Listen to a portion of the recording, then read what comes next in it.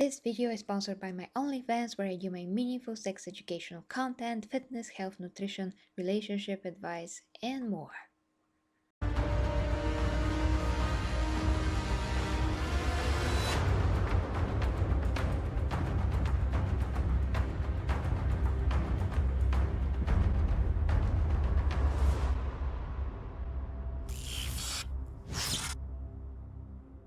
And hi guys, and welcome to the Emperor Show, and welcome to this topic of discussion, and it's going to be about the Emperor of mankind, and should he live in order to return, or should he die in order to return? So that is the topic, guys, and we have a short segment of one particular video, and we're going to take a look at that because it is actually containing a very interesting scene from the latest book about the lion, which I still haven't finished because I have no headphones these days. Yeah, that's something that I have to fix, but this is the first time that I just couldn't get to finish a book, and it's the latest book with the latest lore, but obviously I'm catching up to it, and I gotta paint my custodies. Yep.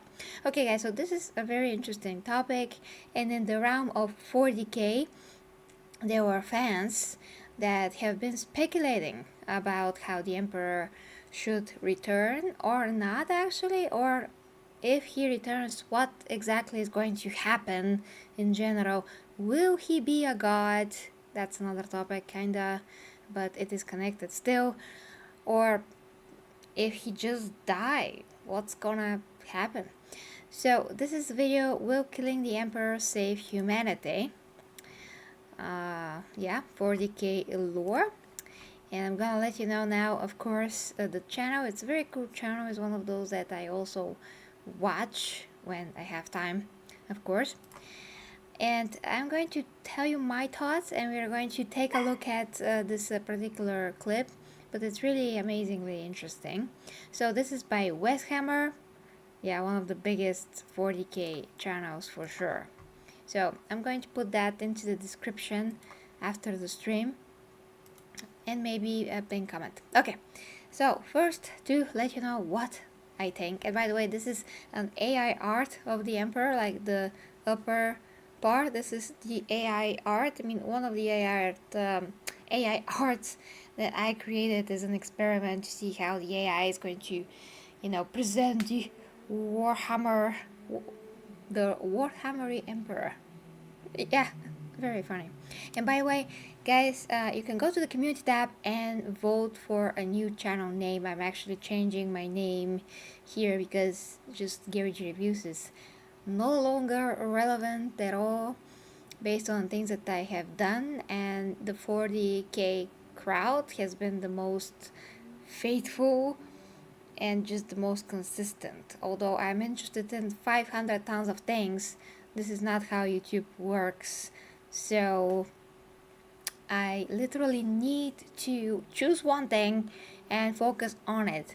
That is not to say that I will not do anything ever again that is something different, but those videos are going to be more rare, and the focus is always going to be on Warhammer 40k. And Warhammer is a universe that a lot more people will discover in the future. We will have the Henry Cavill universe. So we have a lot to look forward to, and a lot of people will actually be introduced to the 40k in the future. It's going to become probably more mainstream, and God willing, if everything is successful, I mean, all the Warhammer projects are successful, the live action ones, this will help spread the word, and you'll have just more and more awesome things, and more people will be like, oh my gosh, where is this have been my whole life? Basically, like like myself when I discovered 40k. So Rocky, hi to everyone, and of course my Primarchs in the chat. This is where I am so far with the custodies. Can you see this? Well, kinda. Oh yeah, it's focused now. So it's not finished. It's not finished, but It's looking pretty good. I'm really hopeful. Considering that I never even imagined that I actually can do this, but today I got the smallest brush possible that you can imagine. And I started painting the bolter gun, this gun, and look at how it looks when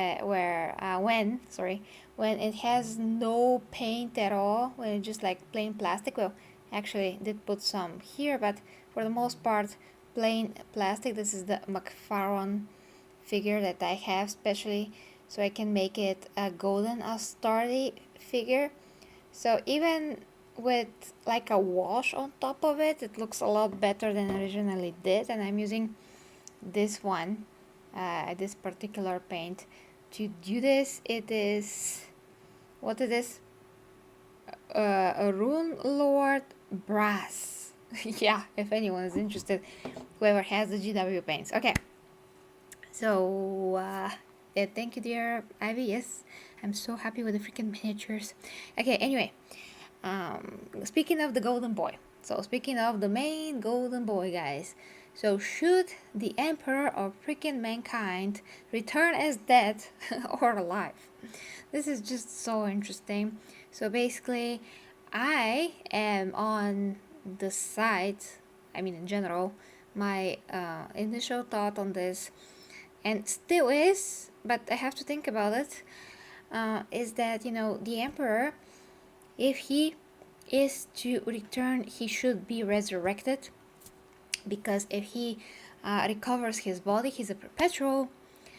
Basically, he will be able to combine whatever power he has in general, whatever power he gathered during his time being almost completely dead, because his power is growing in the warp, and we do know that based on the Gilliman books, the last Gilliman book, especially the very last one, God Blight.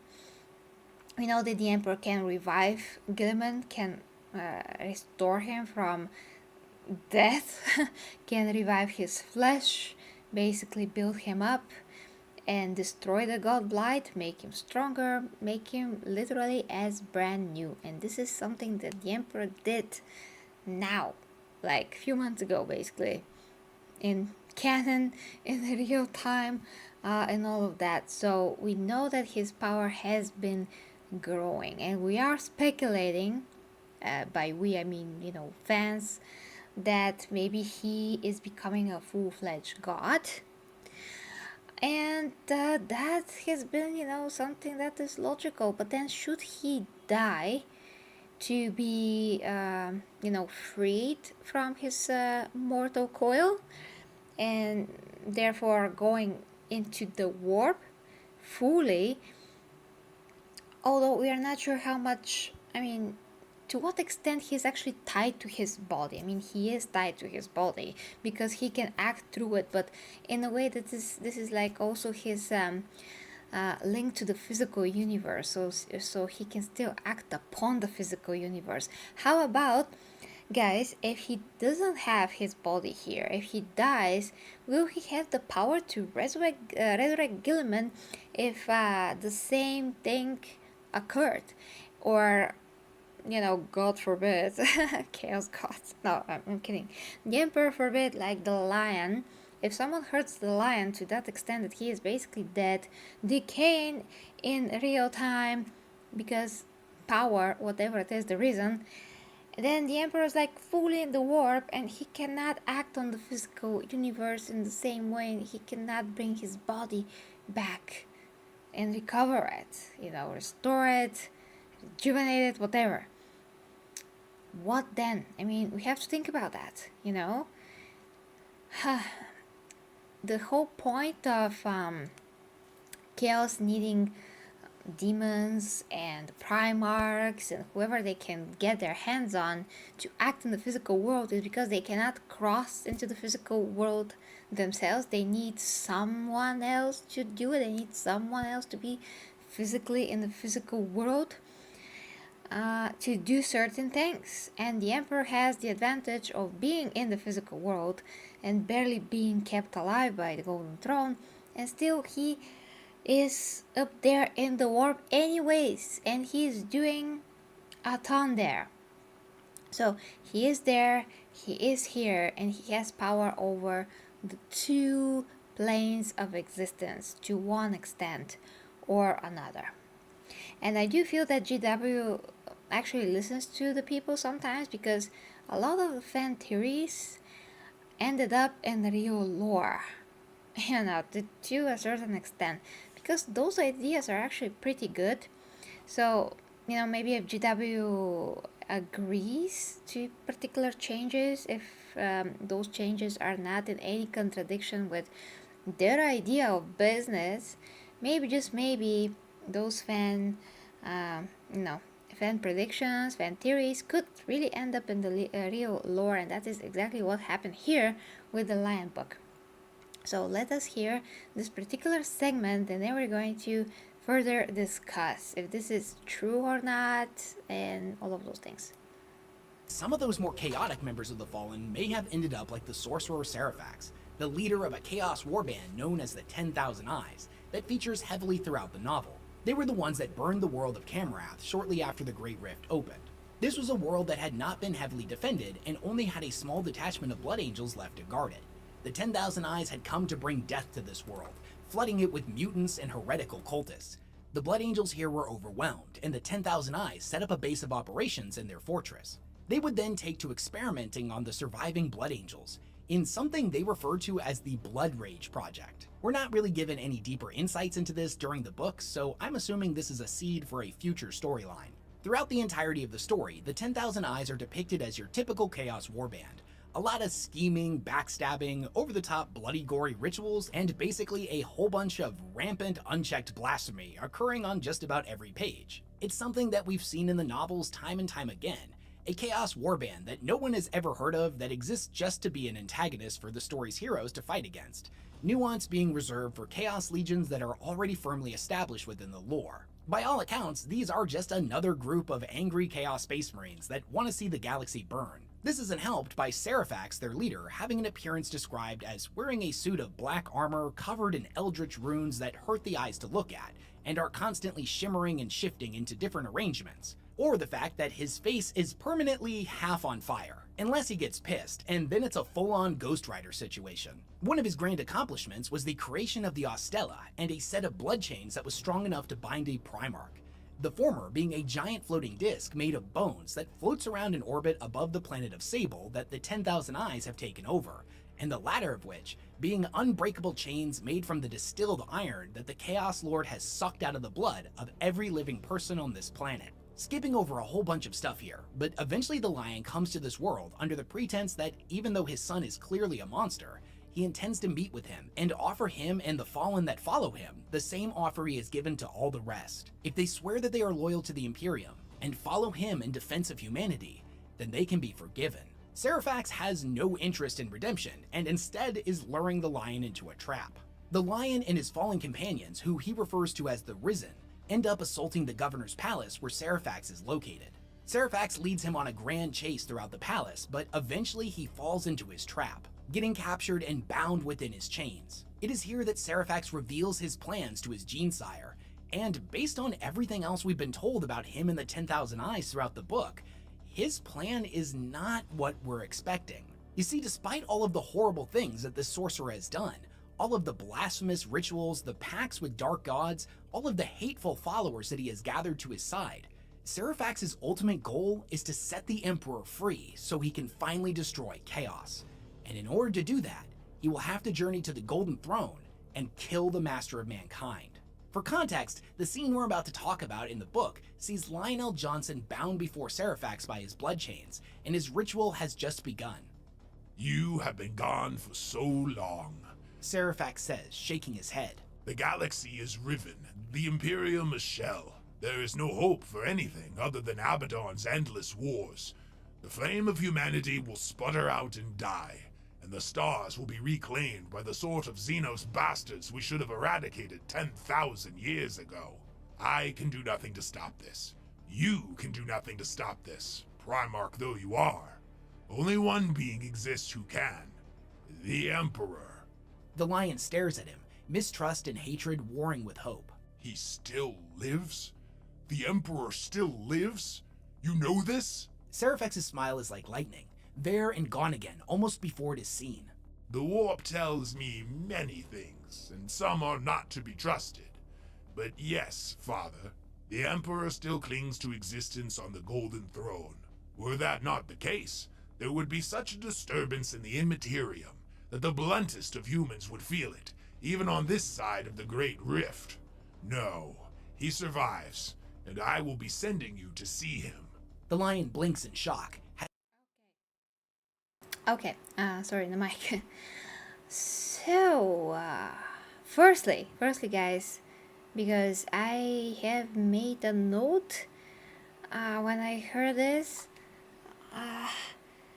if the Emperor dies, there's gonna be like such an effect that even the most stupidest people that are like unaware of anything in the world will notice it. So, wouldn't that like cause some kind of a cataclysm if he goes actually to the warp, if he dies? Because it sounds like it is because he would be dead, which sounds like it's not gonna be good, you know. I don't want this to be like a contradictory thing. Father the Emperor still clings to existence on the Golden Throne. Yeah, sounds like that's pretty significant thing that he is still, you know, existing. Were that not the case, there would be such a disturbance in the imperium that the bluntest of humans would feel it, even on this side of the Great Rift. No, he survives, and I will be sending you to see him. Yeah, so that is something I think that we should have in mind, guys, that, you know, if, I mean, Seraphax so far seems like a reasonably spoken person. It doesn't seem like he's making stuff up, but still he says there's going to be a pretty significant, you know, you can say disturbance in the force if the Emperor goes there. So yeah, it doesn't sound like something that is good.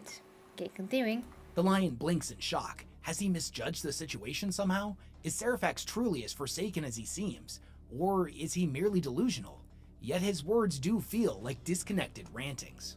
One of the Imperium's many mistakes was in imprisoning the master of mankind on the Golden Throne.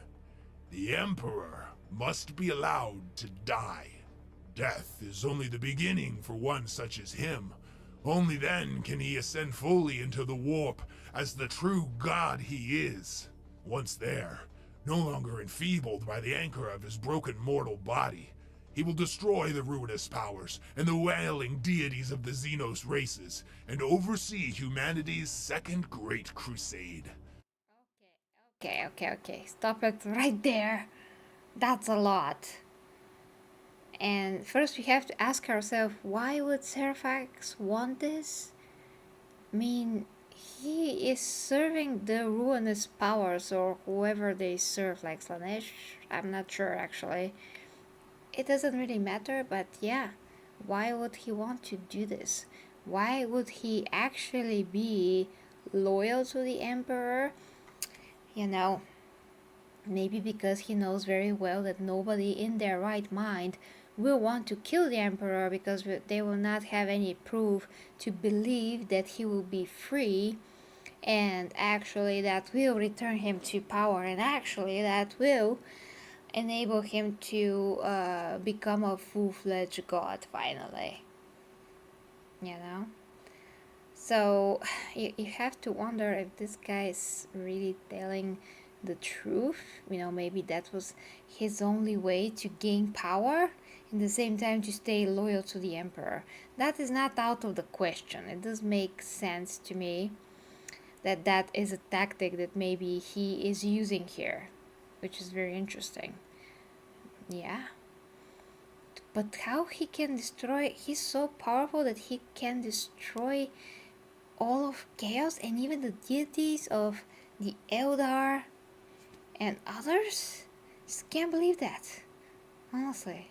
I hoped Abaddon would kill the Emperor, but I do not believe that even the gods themselves know what he is up to. Regardless, he has not yet taken Terra because he wishes to batter down its gates. I, on the other hand, intend to walk through them unchallenged. It is fascinating how the soul and body intertwine, yet they can be separated. A sufficiently powerful soul, bound with the correct processes, can become a fearsome weapon, a tame demon of a sort. The soul of a Primarch is one of the mightiest spirits to roam our galaxy, so just imagine what I could do with that at my command. I will have to leave some behind, though. Enough to fool everyone, but not enough to stop me from exercising my control over your mortal shell. After all, who stands a chance of gaining an audience with the Emperor himself, other than one of his long-lost sons? I had hoped that a mighty general or a chapter master would suffice, but a Primarch?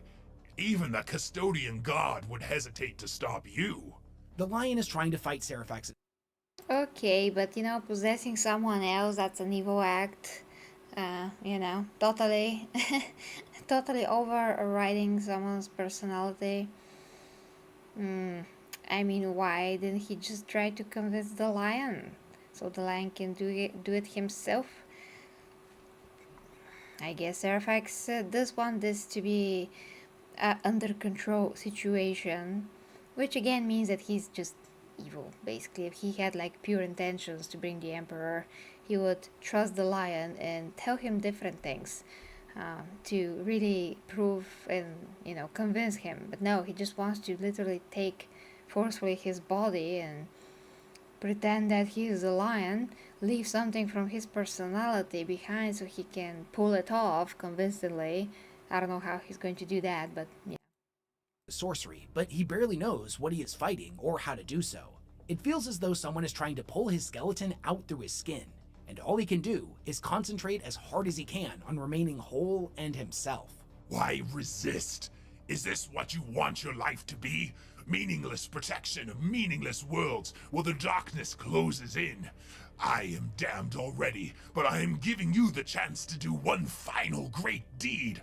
Rather than slaying a single foe, or even an entire species of them, you will be killing the very thing that keeps humanity shackled and downtrodden.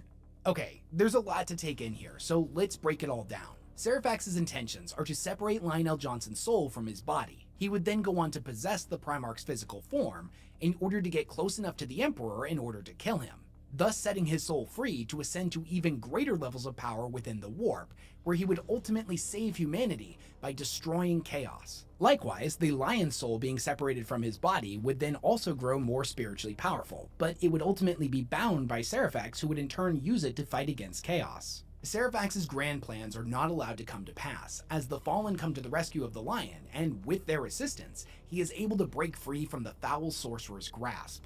This scene raises a lot of interesting questions. If the ritual had been allowed to be completed, would Serafax's plans actually have worked? Would the killing of the Emperor's body allow his spirit to fully ascend to godhood? Or was the sorcerer just a delusional madman? And what of Lionel Johnson's soul being set free within the Warp? Serafax mentioned that a Primarch soul was one of the most powerful Warp entities ever documented. And not in a speculative manner either. It was as if he had direct insight into this. With the exception of Horus, whose soul was shattered by the Emperor, what implications does this have in reference to the Primarchs that we know for sure are dead, like Ferrus Manus, Sanguinius, and Conrad? Well, I think that means that they might be returning in some way, shape, or form, but where are they right now, and why are they not manifesting in some kind of a way? Well, it's because GW doesn't know what to do with them. That's the real answer. But Sanguinius did show signs of existing when it comes to the stories that are connected to Dante. When he basically, brought Dante back from almost being dead when the Tyranids were swarming around him, and yeah, devastation of Bao, I think. the book. So Sanguinius did show signs that he exists, sorry, and he knows what's happening, at least. Then there is the Sanguinar and all of that. So Sanguinius does have his manifestations. The other Primarchs that are dead? No, I don't think so. Or at least I don't know of. So yeah, where the heck are they? GW has to figure out what to do with them at some point. Oh, Lobo, hi to you. Hi to you. Happy to see you live. Could their souls still be out there in the warp, waging eternal war? There's not a lot of information here to go on, and ultimately, this passage ends up creating way more questions than answers. Let's focus on the bit about the Emperor, as it's the major takeaway from this interaction. Everything we know about the Emperor in the 42nd millennium points to him having become an incredibly powerful presence within the warp, potentially even having become a god. But if his physical body still lives, then he is without a doubt still shackled to the physical universe, and Serafax believes that because of this, he has not been able to reach his potential. What he's saying makes a lot of sense, except for one big problem. You see, we as the audience also know that the Emperor is a perpetual, an individual that will reincarnate upon their death. This is something that very few people in the 42nd millennium are aware of, and personally, I don't think Serafax is one of them. Nothing is impossible though. His plan may have worked, but due to the Big E's nature as a perpetual, it's also just as likely that his death would cause him to subsequently reincarnate back into the material realm. If that were to happen, this newly reborn emperor would unquestionably be magnitude stronger than the one we know from the days of the Great Crusade. But despite his ridiculous power level, would this theoretical resurrected emperor be barred from reaching his full potential as a pure warp entity? And the other big thing to remember about the perpetuals is that they don't all reincarnate in quite the same way. And despite the common belief that they can never die, we've also witnessed this to not be entirely true either on multiple occasions. Malkador the Sigillite potentially being the most famous of which, after he gave his life during the Horus Heresy to sit upon the Golden Throne in the Emperor's place when he went to challenge Horus on his flagship. So ultimately, we don't know what would happen if the Emperor's physical body was to be killed. Maybe he would pop back up again some 30 minutes later, looking absolutely jacked and literally radiating psychic might. Or maybe it would take him some time, maybe a month, a year, a century. Maybe he wouldn't be reborn for another 10,000 years. Or maybe he could control his resurrections and stay in the warp until his battle with Chaos had concluded. This is all just theoretical and speculation, so we really don't know the answer here. But an interesting side note to this is that it's long been rumored that the Fallen character Cypher desperately wants to meet with the Emperor for an unknown reason. The community has been theorizing for several years now that his ultimate goal is to kill the Emperor in order to set him free. There's no current confirmation on this, but it's interesting to see that another member of the Fallen had a very similar idea. And at the very least, we can now officially confirm that in Warhammer's lore, a plot to kill the Emperor in order to see him ascend to godhood is without a question canon. Whether or not we fully understand the details on whether or not it would even work is besides the point. But what are your thoughts? Yeah, what are your thoughts? What are your thoughts, guys? Of course, go and watch the original video.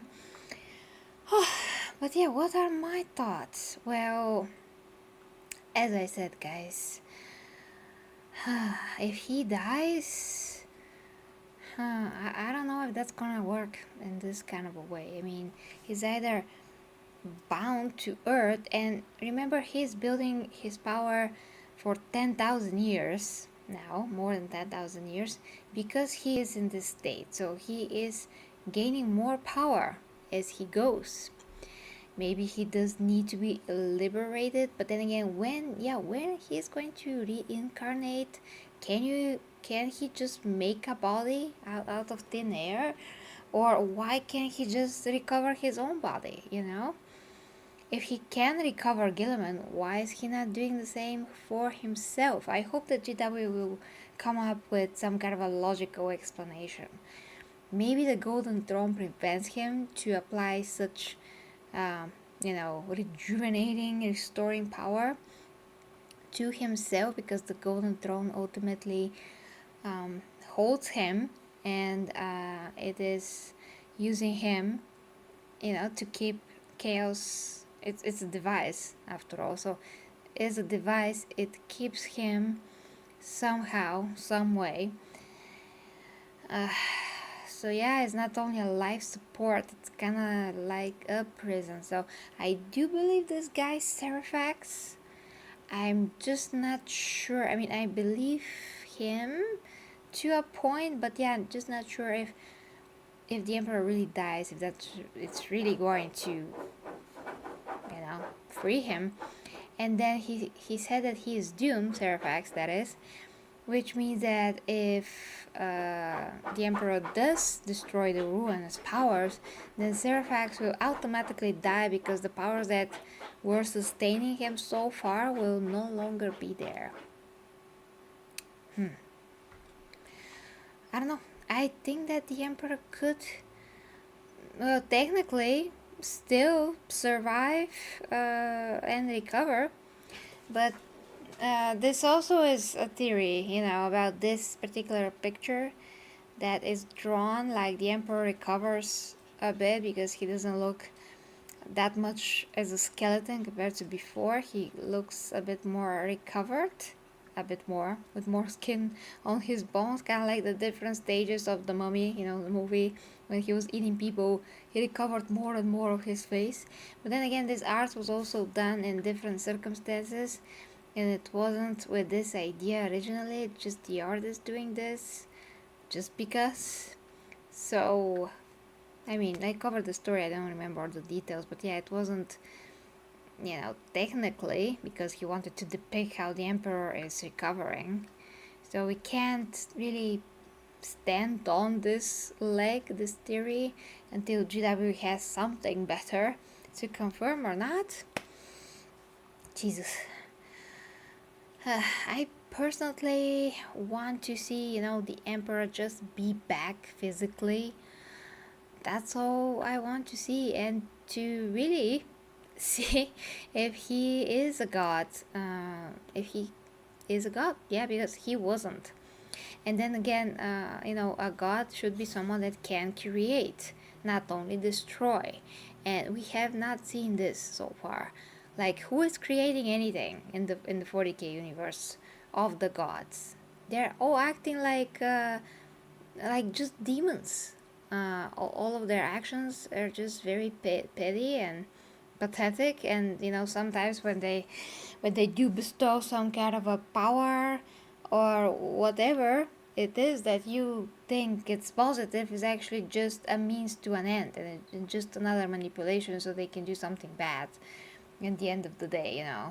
If Korn is a god of courage or whatever, it's just because he wants people to go directly into battle and die for his name, because skulls and blood and throne of the skulls and blood of the blood god and all those things. So they all have proven that they only act on selfish reasons and nothing else, really. And if they are destroyed, and what's gonna happen to their influence over people? That's another topic, guys, for another day. But let me know what you think about the emperor and how he should return, or how do you think that he should return, alive or dead? And if he's dead, will he even reincarnate? Where the heck is Malkador? He should have been resurrected because he's a perpetual, but he is nowhere to be seen. So my only theory maybe is that he is in the warp helping the emperor somehow. That is once again another topic for another day. Actually, two great topics for future videos, guys. So thanks so much, guys, for watching. If you like to support me, you know where. OnlyFans, where I do all of my meaningful sex educational content, fitness, health, nutrition, relationship advice, life coaching, and more. My own physique updates. Right now I'm taking a bit of a break there, but I'm gonna be returning very soon, and I have over 200 and I think 258 more videos there. And of course Patreon, PayPal, and on Patreon you can order me to review whatever you wish. So yeah, guys, go please to the YouTube tab and vote for a new channel name. It's very important, guys. You gotta pick the best name for the channel going forward, and for me to dedicate most of my content to Warhammer and spreading the word of the universe, even if somebody else that never heard of Warhammer actually is now looking at it because I or someone else covered it. And that is even the case for the new Warhammer Fantasy live action Chaos Rising. Some people actually didn't know about this project and they found out from me, which I'm very proud of, and it's amazing. The guys deserve all of our support. So yeah guys, hope that you enjoyed the topic. Let me know what you think in the comments. Have you finished the Lion book, by the way? I'm going to try to do that as soon as possible, and if there's anything more to extract from there that's so interesting, I'll be sure to do it for you guys. Love ya, and until next time with me, Gary, well, your Empress. Bye bye.